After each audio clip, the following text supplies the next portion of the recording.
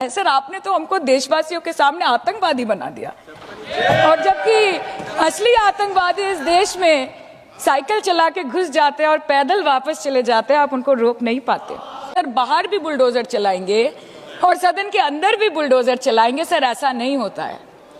ये ताकत की बुलंदी भी पल भर का तमाशा है सर, कि ये ताकत की बुलंदी भी पल भर का तमाशा है। जिस डाल पे बैठे हैं वो टूट भी सकती है, जिस डाल पे बैठे हैं वो टूट भी सकती है। इसलिए ख्वाब जरूर देखिए, लेकिन ख्वाबों में घर बना के रहने की गलती मत कीजिएगा। सर आज 303 से ज्यादा एमपी आपके हैं, 2000 से ऊपर एमएलए आपके हैं, 21 राज्य आपका है। हर डिबेट, हर डिस्कशन, हर बिल पे बोलने के लिए 70% वक्त आपको मिलता है। मीडिया आपका, सब उनका है। हम अपने लीडर का नाम एक से ज्यादा 2 बार बोले तो हम पे रोक लगाई जाती है, और ट्रेजरी बेंच वाले वहां बैठ के पार्टी का नारा लगाते हैं और अपने नेता मंत्रियों का नाम जपते हैं, तो तब सब ठीक है सर, कोई प्रॉब्लम नहीं है। सर इस सदन का कैमरा, बहुत मेरे साथी बोल रहे थे कि कैमरा भी ये सब देख देख के कॉम्प्रोमाइज हो गया है। बोलते हमें दिखाता आप लोगों को है। माइक जब हमारी बातें खलने लगे तो माइक ऑटोमेटिकली ऑफ हो जाती है सर, ये पता है सबको। मैगजीन दिखाना, किताबों से कोट करना राहुल जी, अखिलेश जी, अभिषेक जी को अलाउड नहीं है, पर ब्लू आइड बॉय को अलाउड है सर, अलाउड है सर। मैं नाम नहीं ले रही हूँ, अच्छी बात बोलिए।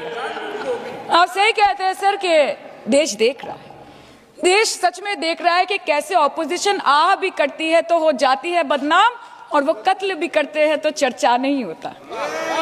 और हम मानते हैं कि एलओपी का सलाहकार कोई नहीं है सर, परंतु प्रधानमंत्री जी का सलाहकार बनके उनको सदन में आने से रोक दिया, ये कहकर कि महिला सांसदों से उनको खतरा है। सर आपने तो हमको देशवासियों के सामने आतंकवादी बना दिया, और जबकि असली आतंकवादी इस देश में साइकिल चला के घुस जाते हैं और पैदल वापस चले जाते हैं, आप उनको रोक नहीं पाते।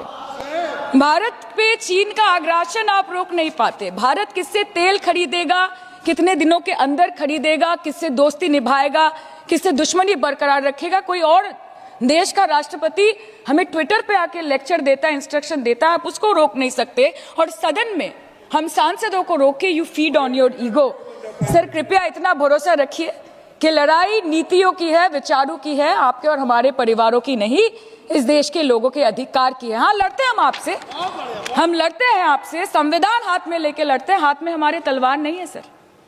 और सर ये देश के लोग समझ गए हैं कि आपको महत्वपूर्ण विषयों पर बात नहीं करनी है, महत्वपूर्ण विषयों पर बात नहीं करनी है सर, के ऊपर चल रहा है सर, पार्लियामेंट्री प्रोसीजर कभी मुद्दे पर भी आना कीजिए, चर्चा नहीं करनी है सर, ठीक है। बेरोजगारी पे चर्चा नहीं करनी है, हाँ जी, शिक्षा पे नहीं करनी है, स्वास्थ्य पे नहीं करनी है, बजट पे नहीं करनी है, प्रदूषण, एसआईआर, डिफेंस, विदेश नीति, नेशनल सिक्योरिटी पे नहीं करनी है, एप्स्टीन फाइल्स पे नहीं करनी है। मुद्दा है स्पीकर्स का रिमूवल, उसके ऊपर बोलिएगा। के सिर्फ वाह मोदी जी वाह करना है सर, कीजिए, पर आपसे विनती इतनी है कि डेमोक्रेसी को बचाइए, और कृपया इस सदन को किसी पार्टी ऑफिस मत बनने दीजिए सर, यही दरख्वास्त है। क्योंकि ये सदन जैसे हमारे आदरणीय प्रधानमंत्री के लिए मंदिर है, वैसे हमारे लिए भी मंदिर है, और गणतंत्र हमारी पूजा है, संविधान हमारी गीता है। और इस मंदिर में बैठ के अगर कोई झूठ बोले और गीता पे हाथ रखे, कोई अन्याय करे, तो sir all India Trinamool Congress जो इस देश की 3rd लार्जेस्ट ऑपोजिशन है, that will surely not pander or surrender to your step motherly, or should I say step fatherly attitude।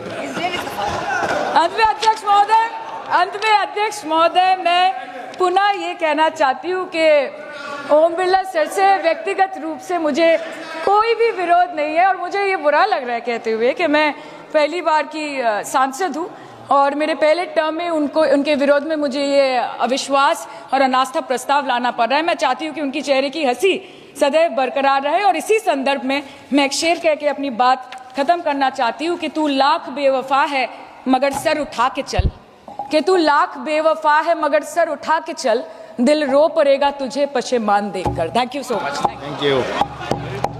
Honourable members,